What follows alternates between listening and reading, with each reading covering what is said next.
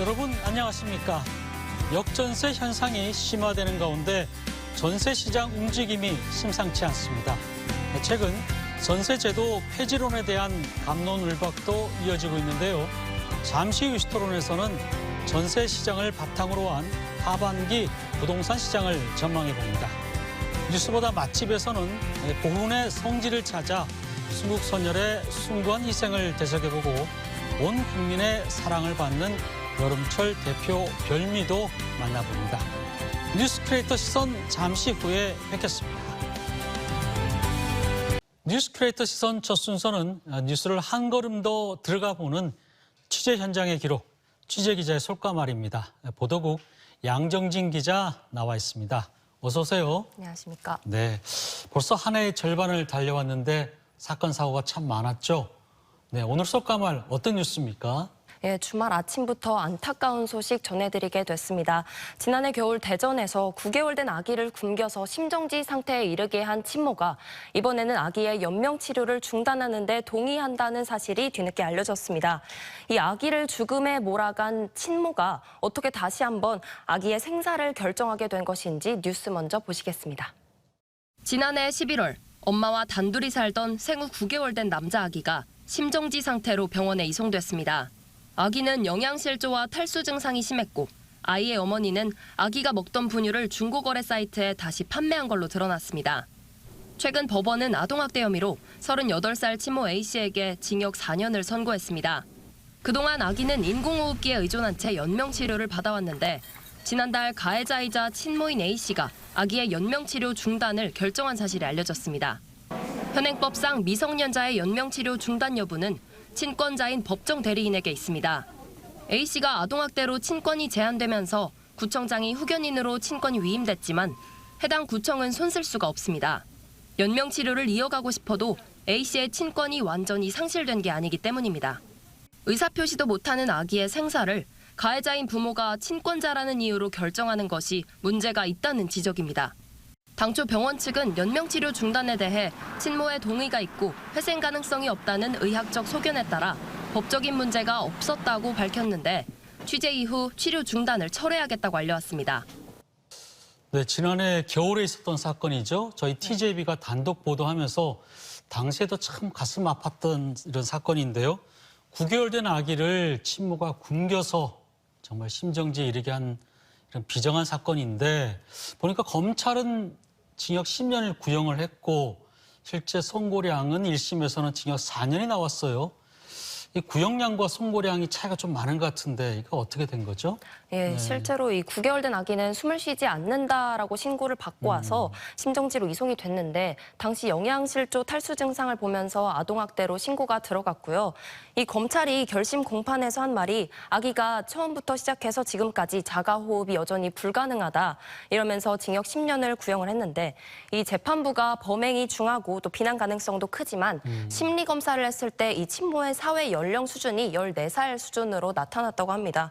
그리고 또 자라온 환경이나 양육에 대한 자라온 환경을 고려했을 때 양육에 대한 경험이나 지식이 또 부족하고 경제적으로 좀 어려운 형편이나 범행을 인정하고 반성하는 점 등을 고려를 해서 징역 4년을 선고를 했고요. 검찰은 이에 불복해서 항소를 한 상태입니다. 검찰에서는 사실상 살인죄로 본 거네요, 그죠? 예. 참 마음이 착잡한데 어쨌든 심정지로 이 병원에 실려온 이 아이는 중환자실에서 6개월 가까이 이제 있었던 것 같은데 지금 아이의 상태는 어떤 상태입니까?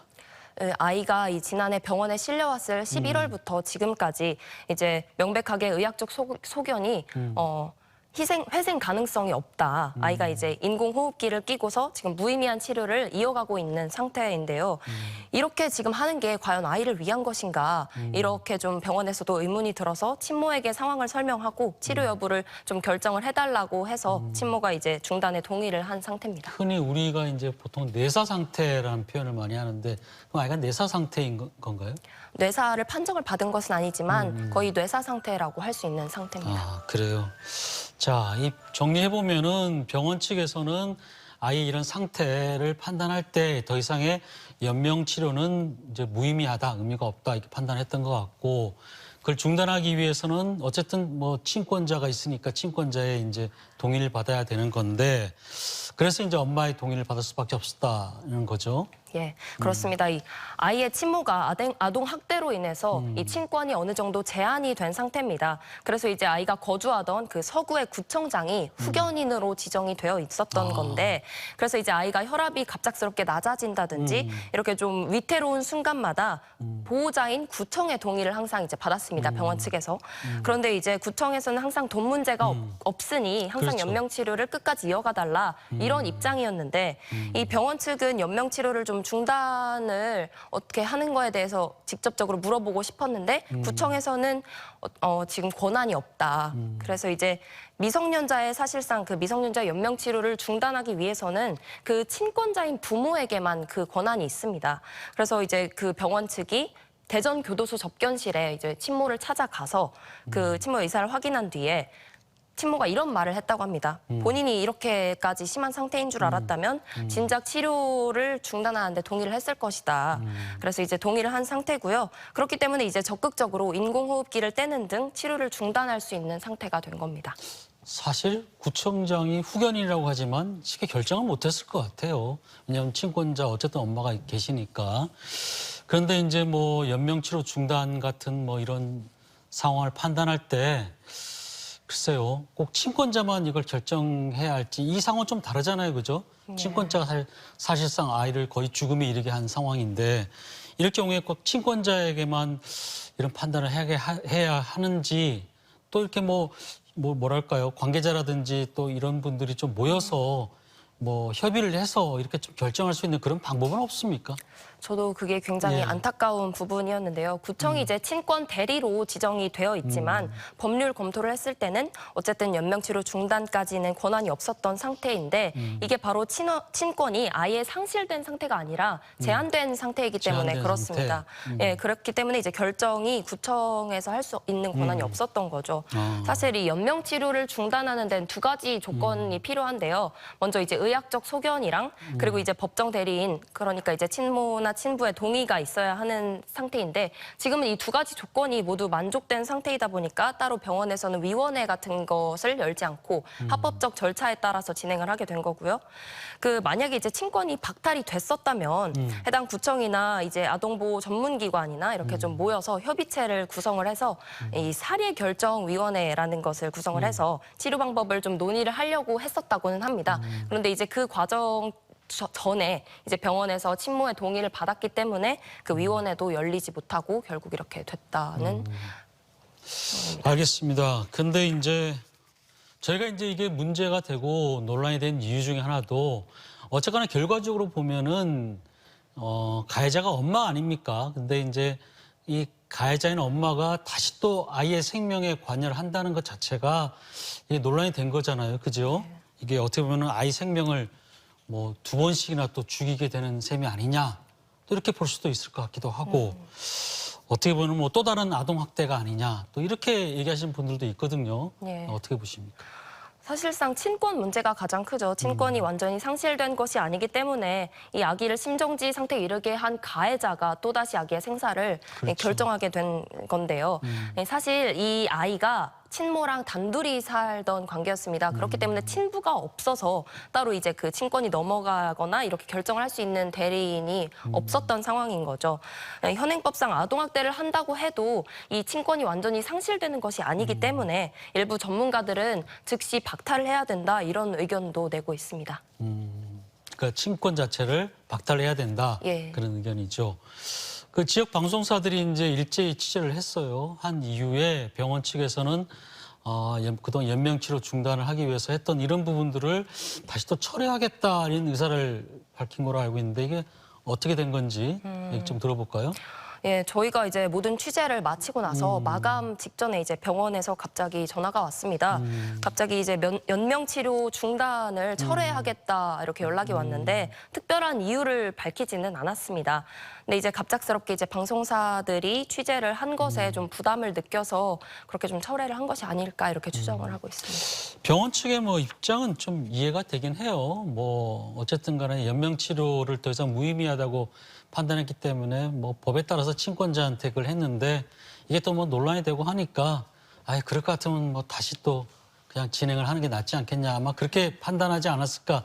제 개인 생각 좀 그런 생각이 좀 들긴 하는데 자, 이제 문제는 이 우리 어린 아기가 이제 어쨌든 간에 뭐 본인이 뭐 지금 자가호흡을 할 수 없다고 하지만 어쨌든 돌이 지났지 않습니까? 그죠?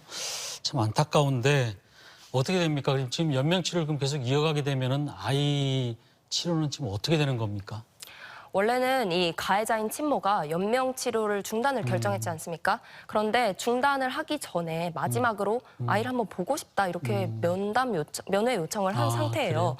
그래서 이제 아이의 연명 치료를 중단하지 않고 이어가고 있는 상태였는데 그 친모가 감옥에 있기 때문에 지금 나올 수가 없지 않습니까? 그래서 이제 구청이랑 친모의 변호인 그리고 이제 병원 측이 논의를 해서 형 집행정지를 하든 이렇게 볼 수 있는 방법을 찾고 있는 중이어서 연명 치료가 지금 이어졌던 건데 이제 뭐 병원 측에서는 이제 중단하지 않고 이어가겠다고 하니까 다시 한번 관계자들이 모여서 좀 논의해보겠다 이렇게 밝힌 상태입니다. 조금 더 지켜봐야 되겠네요. 그렇죠? 예, 그렇습니다. 아이 엄마가 뭐 아기를 보고 싶다고 글쎄 그럴 것 같았으면 처음부터 참 그런 짓을 저지르지 말았어야죠. 자, 수많은 뭐 저희가 이제 아동학대나 이런 취재를 했지만 그럴 때마다 참 취재 기자들도 많이 가슴 아파했죠. 저 옆에서 그걸 또 지켜봤고 우리 양 기자도 아마 이 사건 뭐 취재하면서 참 마음이 착잡했을 텐데 어떻습니까? 얘기 좀 들어볼까요? 네, 취재를 하면서 굉장히 화가 나기도 하고 9개월 된 그 아기를 위해서라도 취재를 허투루하면 안 되겠다 이런 생각을 굉장히 많이 했던 것 같습니다. 사실 아동학대 가해자가 아기의 마지막까지 이 생명을 좌우한다는 것이 좀 너무 충격적이었는데요. 앞으로 또 이런 일이 생기는 것은 막아야 하지 않나 이런 생각을 했습니다. 아동학대를 해서 심정지에 이르게 하면 좀 친권을 완전히 상실시킨다든지 좀 법적 제도적인 문제부터 좀 보완해야 하지 않나 이런 생각을 했습니다. 네, 뭐 기본적으로 아동학대가 이제 사라져야 될 것 같아요. 네. 저희 TJB도 아동학대 사건들이 제로가 되는 날까지 한번 열심히 뛰어봅시다.